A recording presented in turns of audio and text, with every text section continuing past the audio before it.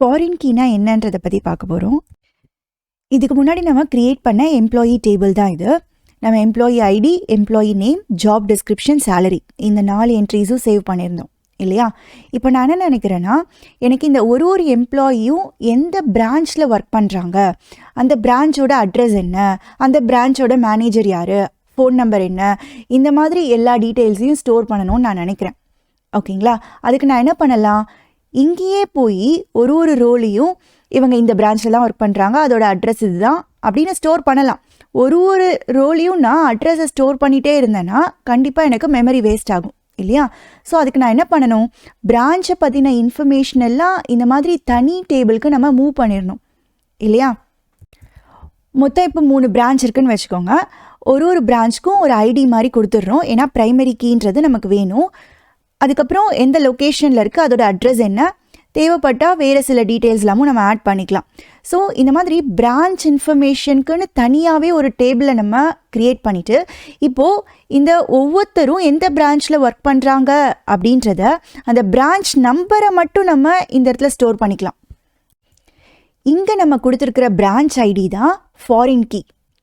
Foreign key அப்படின்றது 2 டேபிளை connect பண்ணுறதுக்கு யூஸ் ஆகும் அப்படின்னு நம்ம புரிஞ்சுக்கலாம்.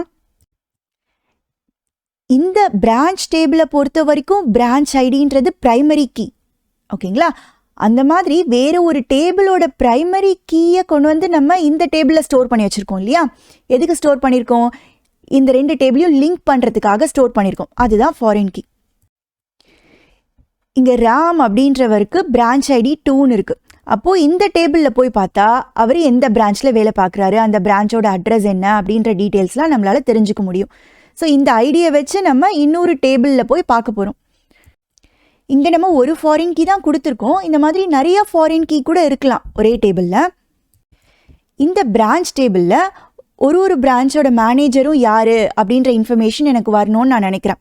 அதுக்கு நான் என்ன பண்ணலாம், மேனேஜர் ஐடி அப்படின்னு புதுசாக ஒரு காலம் க்ரியேட் பண்ணிவிட்டு, இப்போ சென்னைனா 6 அப்படின்னு மேனேஜர் ஐடி இருக்குது. அப்போ என்ன அர்த்தம், மேனேஜரோட எம்ப்ளாயி ஐடி 6ன்னு அர்த்தம். ஸோ நான் இங்கே வந்து பார்த்தா 6ல் அசோக் அப்படின்ற பர்சனோட இன்ஃபர்மேஷன் இருக்கு இல்லையா, அவர் தான் சென்னை பிரான்ச்சோட மேனேஜர் அப்படின்றத நான் புரிஞ்சுக்கலாம். இந்த பிரான்ச் டேபிளை பொறுத்த வரைக்கும் மேனேஜர் ஐடின்றது ஃபாரின் கீ. ஏன் ஃபாரின் கீ? அது வந்து வேறு ஒரு டேபிளை நமக்கு காட்டுது. இந்த மேனேஜரை பற்றின இன்ஃபர்மேஷன் தேவை அப்படின்னா நீ இந்த டேபிளில் போய் பாரு அப்படின்னு சொல்லுது இல்லையா? ஸோ இந்த எம்ப்ளாயி டேபிளில் இருக்கிற ப்ரைமரி கீயை கொண்டு வந்து நம்ம இங்கே ஸ்டோர் பண்ணி வச்சுருக்கோம். அதனால இது வந்து ஒரு ஃபாரின் கீ. இந்த ஃபாரின் கீயை எப்படி நம்ம டேட்டா பேஸில் அச்சீவ் பண்ணுறதுன்னு பார்க்கலாம். எம்ப்ளாயி டேபிளை ட்ராப் பண்ணிடலாம். ஃபர்ஸ்ட்டு நம்ம பிரான்ச் டேபிளை க்ரியேட் பண்ணிக்கலாம். ஏன்னா எம்ப்ளாயி டேபிள்குள்ளார தான் ஃபாரின் கீ என்னன்றதை நம்ம சொல்ல போகிறோம் இல்லையா? பிரான்ச் டேபிள்னால் என்ன, அதில் என்னென்ன காலம்ஸ் இருக்குன்றதை முதல்ல தெரிஞ்சாதான் எம்ப்ளாயி டேபிளில் நம்மளால் அதை ஃபாரின் கீயை ஆட் பண்ண முடியும். ஸோ ஃபஸ்ட்டு நம்ம பிரான்ச் டேபிள் தான் கண்டிப்பாக க்ரியேட் பண்ணணும். க்ரியேட் query எழுதியிருக்கேன். பிரான்ச் ஐடி அப்படின்றது தான் ப்ரைமரி கீயாக இருக்க போகுது, அது ஒரு இன்டீஜர்.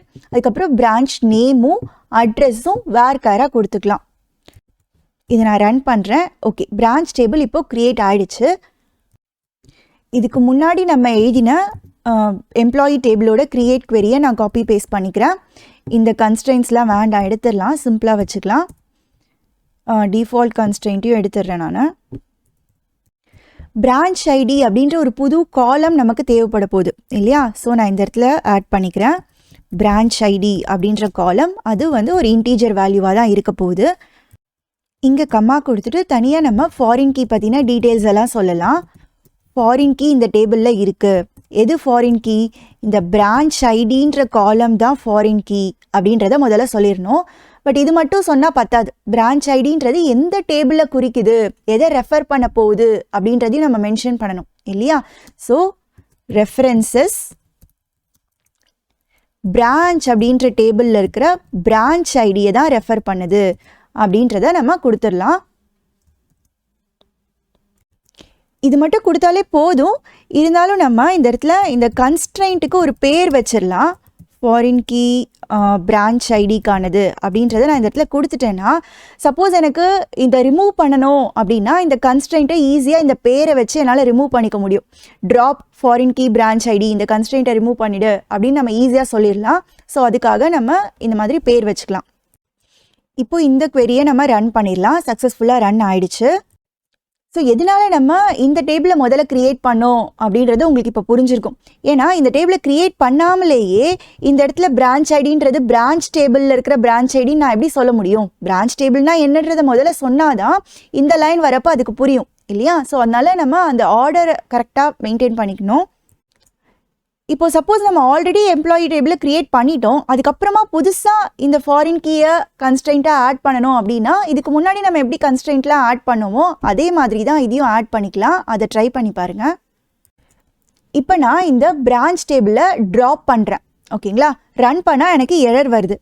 ஏன் எரர் வருதுன்னு பார்த்தீங்கன்னா, இப்போ நான் இந்த டேபிளை டெலிட் பண்ணிட்டேன்னு வச்சுக்கோங்களேன். அப்போது இந்த எம்ப்ளாயி டேபிளில் இருக்கிற ஃபாரின் கீ பிரான்ச் ஐடின்னு இருக்கு இல்லையா, அது வந்து சம்மந்தமே இல்லாமல் லிங்கே இல்லாமல் இருக்கும் இல்லையா, அந்த மாதிரி இருக்கிறதுனால ஃபாரின் கீ ஒன்று இருக்கிறதுனால அது நமக்கு இந்த பிரான்ச் டேபிளையே டெலிட் பண்ண விடாது.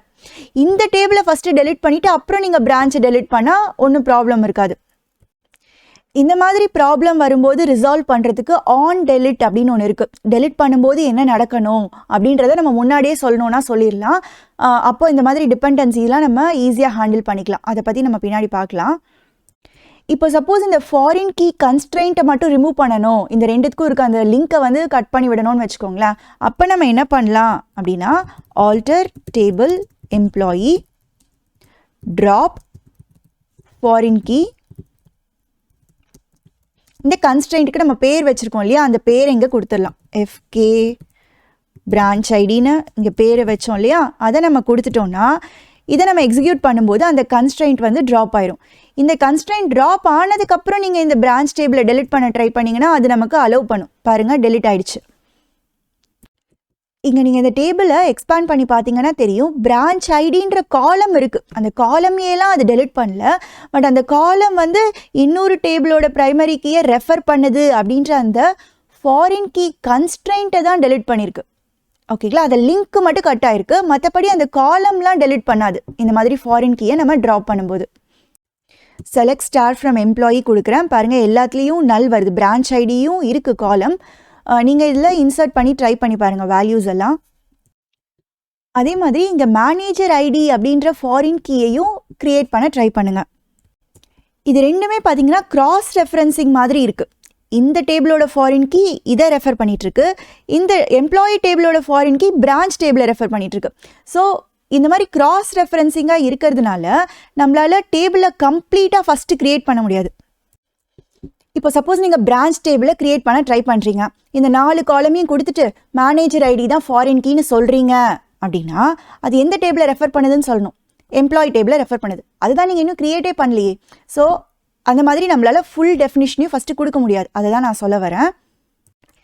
என்ன பண்ணணும்னா, இந்த 3 காலமை மட்டும் வச்சு தனியாக முதல்ல க்ரியேட் பண்ணிவிட்டு அதுக்கப்புறமா எம்ப்ளாயி டேபிளை ஃபுல்லாக டிஃபைன் பண்ணிடலாம். அப்போ ஃபாரின் கீயோட சேர்த்து பண்ணிடலாம், அது பிரச்சனை இல்லை. அதுக்கப்புறமா இந்த மேனேஜர் ஐடி அப்படின்ற காலமை தனியாக க்ரியேட் பண்ணணும் ஆல்டர் டேபிள் யூஸ் பண்ணி.